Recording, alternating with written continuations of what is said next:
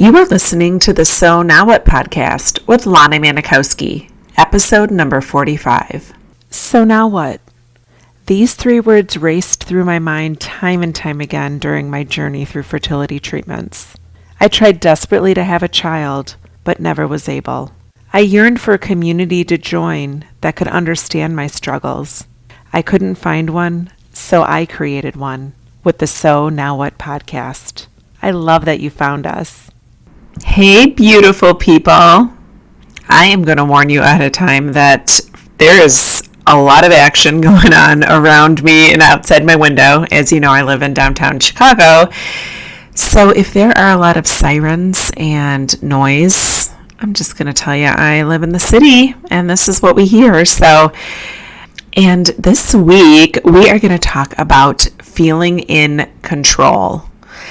So many of us who've gone through infertility treatments feel like there is just this chunk of our life that was out of our control, and we just could not feel in control because our lives were being dictated by our infertility, by our cycles, by our response to the cycles.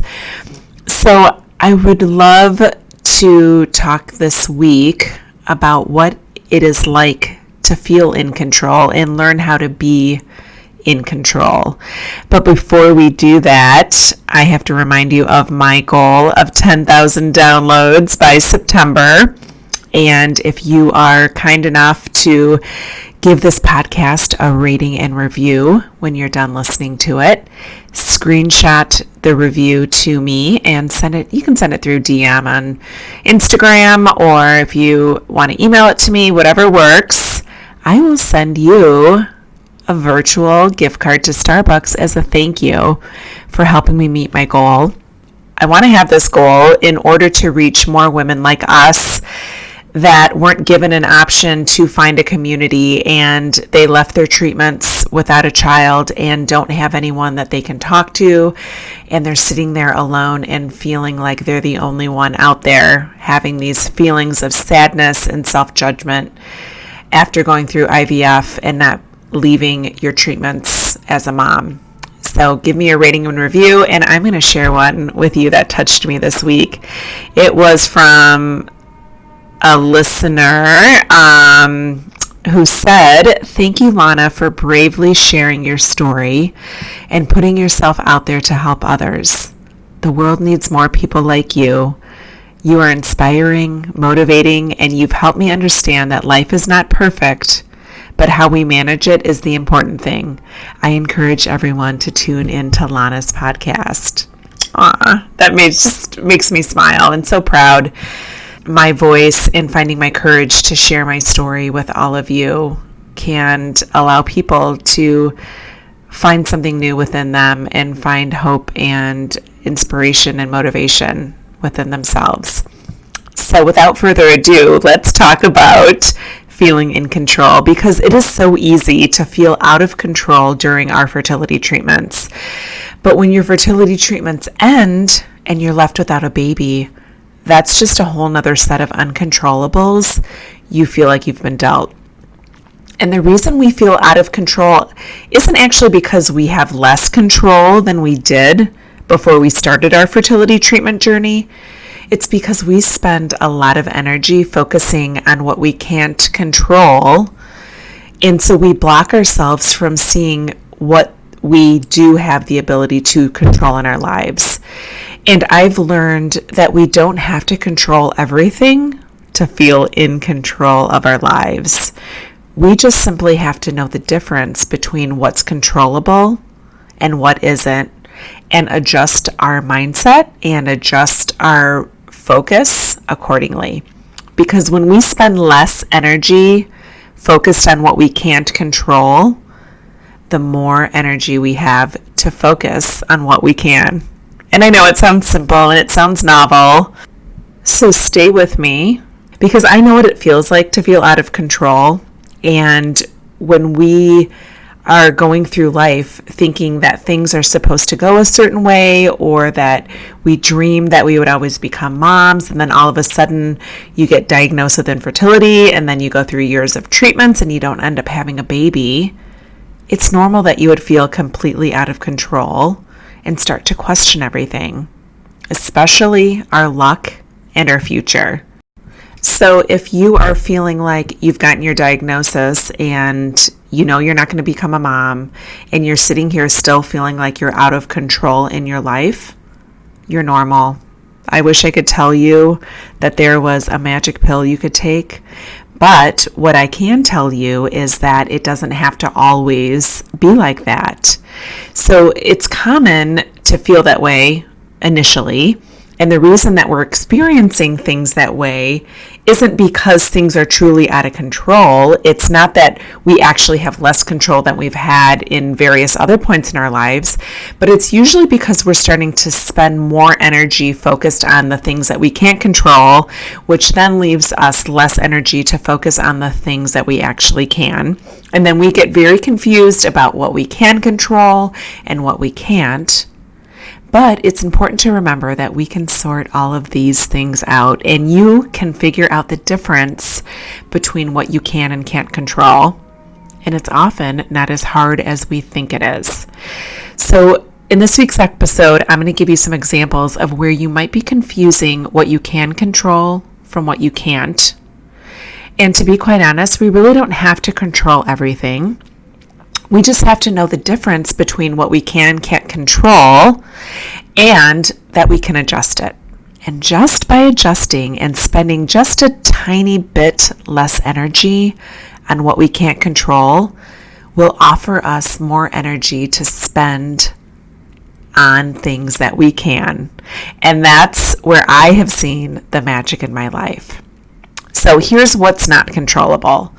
Whatever's happening in your brain and your body due to the grief you're feeling is not controllable. Because our body, it just responds in many different ways to grief. And our brain has changed as a result of our grief. So what's happening is in our brain, we oftentimes will have something, I call it infertility fog, that feels like things are just kind of cloudy around you, and you're sort of on this autopilot, and you go in and out of places and interactions and hang out with people, and you just feel like you're in a fog, and you feel like you just can't control it. And there's nothing wrong with you if that happens. And sometimes your brain just tries to trick you. And for example, have you ever walked through Target and passed by the baby aisle where you're just thinking, gosh, I'm going to register one day, and I'm going to have a baby shower one day, and I'm going to pick out all these cool things, or you go to Bye Bye Baby, and then you see like strollers, and you're like dreaming of the Uppa Baby stroller that you can't wait to push your baby in. And your brain just sometimes has you tricked in believing that something is going to happen that really is a closed chapter in our life. So we just got to let our brain do what it's got to do, and it just needs to catch up and adjust and adapt to this loss that we're feeling. And it's not something that we can control when we notice ourselves yearning for motherhood, and when we notice ourselves having these illogical thoughts. But we can change our brain in terms of what we ask it to do for us in the future once we've noticed those things come up in our mind.